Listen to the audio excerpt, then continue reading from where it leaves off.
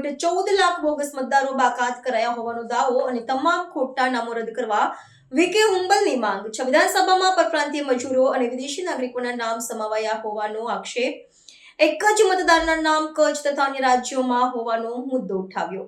અત્યારે ગુજરાતની સાથે સાથે આપણે કચ્છ જિલ્લામાં પણ મતદાર સુધારણાનો કાર્યક્રમ ચાલી રહ્યો છે, પરંતુ જ્યારે એસઆઈઆરની શરૂઆત નહોતી થઈ એનાથી અગાઉ પણ અમે પ્રેસ મિટિંગ કરી અને કચ્છ જિલ્લામાં 1 લાખથી વધારે બોગસ નામો છે એવી અમે પ્રેસમાં જાહેર કરેલું હતું, જે આજ સાબિત થવા જઈ રહ્યું છે। અત્યારે કચ્છમાં જે હમણાં આંકડા અમારી પાસે જાણવા મળ્યા છે કે આજની તારીખે કચ્છમાંથી 2,14,000 જેટલા નામો કમી થયા છે, ક્યાંક ને ક્યાંક શિફ્ટિંગ થઈ ગયા છે, સ્થળાંતર થઈ ગયેલ છે કે મરણ પામેલા છે।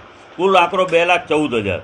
બાકીના જે મતદારો છે 16 લાખમાંથી 14 લાખ જેટલા મતદારો આવ્યા છે, એમાં પણ હજી માની લો એના ફોર્મ છે અત્યારે સ્વીકારી લીધા છે, પણ એમાં ક્યાંય અધુરાશ હશે તો નોટિસ આપશે, એમાં કેટલા નામો છે માન્ય રાખશે નહીં રાખે એ પછીનો પ્રશ્ન છે।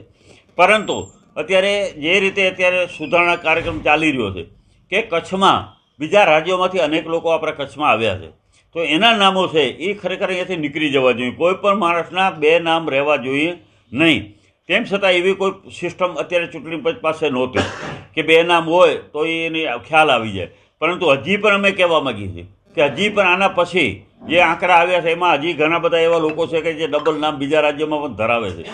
ત્યારે ચૂંટણી પંચે એના ફોરમમાં સ્પષ્ટ કીધેલું છે કે જે 2 નામ હશે ડબલ નામ હશે એની સામે ફોજદારી ફરિયાદની જોગવાઈ છે। તો આવા જે 2 નામ હોય એમને પણ અમે કહેવા માગીએ છીએ ને ચૂંટણી પંચને પણ જ્યારે ડ્રાફ્ટ યાદી જાહેર થશે ત્યારે ખ્યાલ પડશે કે કયા 2 નામ છે, તો અમે પણ ફરિયાદ કરીશું। તો આવા જે ડબલ નામવાળા છે એને ખરેખર પોતાનું નામ અહીંયાથી કમી કરો, એક જગ્યાએ ગમે ત્યાં રાખે, યા તો અહીંયા રાખે યા તો એના પોતાના રાજ્યમાં રાખે। એટલે ખોટા ને બોગસ નામે અત્યાર સુધીમાં ભાજપ ચૂંટણી જીતતા આવ્યું છે। અમારા રાષ્ટ્રીય નેતા જે રાહુલજી વારંવાર કહી રહ્યા હતા કે દેશમાં ખૂબ મોટે પાયે મતચોરી થઈ રહી છે અને વાસ્તવિક આજે સાબિત થવા જઈ રહ્યું છે। અમે તો 1 લાખની વાત કરી હતી, કારણ 2 લાખથી વધારે તો આંકડો આવી ગયો કે 2,14,000 જેટલા નામો નીકળી જાય છે। તો મતદાર જાતિ ચૂંટણી પંચ છે અમે એટલી જ કહેવા માગીએ છીએ કે નિષ્પક્ષીય રીતે કોઈના દબાણ હેઠળ કામ ન કરે અને લોકતંત્ર બચાવવું હશે તો સાચી મતદાર યાદી જરૂરિયાત છે। એક પણ બોગસ નામ નહીં રહેવું જોઈએ, કારણ કે આપણા બંધારણમાં અધિકાર આપેલ છે। ગમે એટલો ઉદ્યોગપતિ પૈસાદાર હોય, તવંગર હોય કે ગરીબમાં ઝૂંપડામાં રહેતો હોય, બધાને એક મતનો જ અધિકાર છે અને આ દેશમાં લોકતંત્ર બચાવવું હશે તો એક જ જણો એક મતદાન કરે તો જ સાચી લોકશાહી ગણાશે। અત્યારે ભારતીય જનતા પાર્ટી વાળા આપણે જોઈ રહ્યા છીએ કે 4 વાગ્યા પછીનું એના મતદારના આંકડાની ટકાવારી ખૂબ ઊંચી જાય છે। તો અત્યાર સુધી આ બોગસ મતદારોના સહારે ક્યાંક ને ક્યાંક એ ચૂંટણીઓ જીતતા આવ્યા છે। ત્યારે અમે જ્યારે 16 તારીખના આપણે આગામી 16 તારીખ છે એમાં મતદાર યાદી જ્યારે પ્રથમ ડ્રાફ્ટ જ્યારે પ્રસિદ્ધ થવાનો છે ત્યારે અમે પણ એમાં જોશું। અમારા BLO આખા કચ્છ જિલ્લામાં દરેક બૂથ ઉપર અમે નિમ્યા છે, દરેક બૂથ ઉપરની મતદાર યાદી પણ અમે ચેક કરશું। હવે તો આપણે માની લો ટેકનોલોજી આવી છે કે અપલોડ પણ કરી દેવામાં આવી છે વેબસાઇટ ઉપર, તો ત્યાંથી પણ આપણને જાણકારી મળી જશે કે કયા બૂથ ઉપર ક્યાં મતદારો કેટલા કમી થયા, કેટલા મરણ પામ્યા છે, કેટલા અહીંયાથી શિફ્ટિંગ થયા છે। તો આ બધી યાદીઓ છે। મેં તમને પહેલાં કીધું હતું કે ઘણા ઉદ્યોગો એવા છે, ઉદ્યોગપતિઓએ પોતાના નામો આ મતદાર યાદીમાં દાખલ કરાવી દીધો। સારી વાત છે, સાચી લોકશાહી આવશે, કારણ કે આ ગ્રામ પંચાયતમાં ઘણા સરપંચો આવા ખોટા નામોના ઇશારે, કંપનીઓના ઇશારે મૂળ ગામના લોકોની ભાવનાને એક બાજુ રાખી પોતાનું મનમાન્ય સરપંચ બનાવતા હતા। એના ઉપર અંકુશ આવશે। જેમ એસઆઈઆરની કામગીરી કરી, એસઆઈઆરની કામગીરી સારી વાત છે, 2002માં પણ થઈ હતી, એના અગાઉ પણ થઈ હતી, થતી રહે, પણ આ વખતે જે ચૂંટણી પંચે નિયમો બનાવ્યા છે એ ક્યાંક ને ક્યાંક ખોટા છે। એટલા માટે કચ્છ જિલ્લામાં આપણે બધાને ખ્યાલ છે કે 2001માં ભૂકંપ આવ્યો હતો અને આપણે બધા અલગ અલગ જગ્યાએ રહેવા ગયા હતા, કોઈ મૂળ જગ્યાએ હતા નહીં, તો 2002માં એનું નામ ક્યાં હશે એ જ ખ્યાલ નથી પડતું। એવા પણ ઘણા લોકો અમારી પાસે રજૂઆત આવી છે। એક અમારા ભુજ તાલુકાનું એક ગામમાં છે, એમાં 50% ગામના નામો લોકોના નામ મળતા જ નથી, તો શું કરવાનું?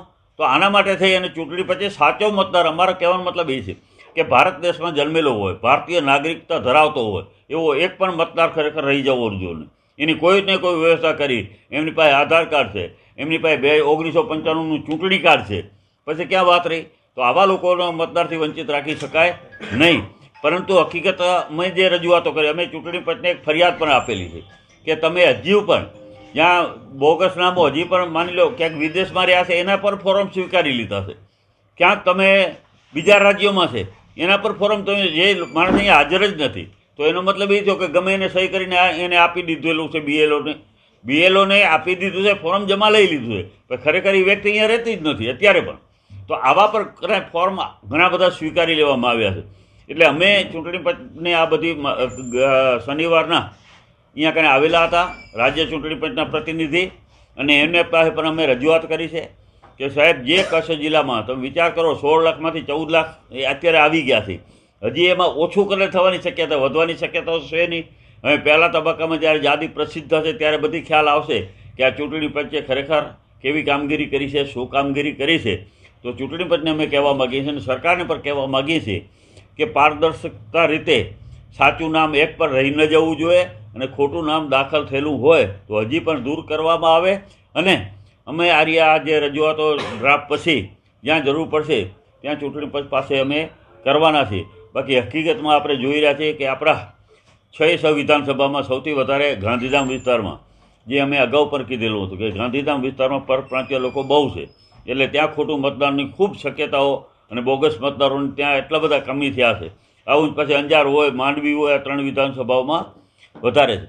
તો આવા જે નામો છે, ડબલિયા નામો છે, એ ડબલિયા નામો હજી પણ સરકારે કાં તો એની કેવાયસી કરે અથવા તો એવી કોઈ વ્યવસ્થા કરે કે 2 નામ હોય તો એને ચૂંટણી કાર્ડ ઉપરથી ખ્યાલ પડી જાય. તો આવા ખોટા નામો છે હજી પણ ચૂંટણી પંચે પારદર્શિકતા લાવી અને એ માટે કામ કરવું જોઈએ.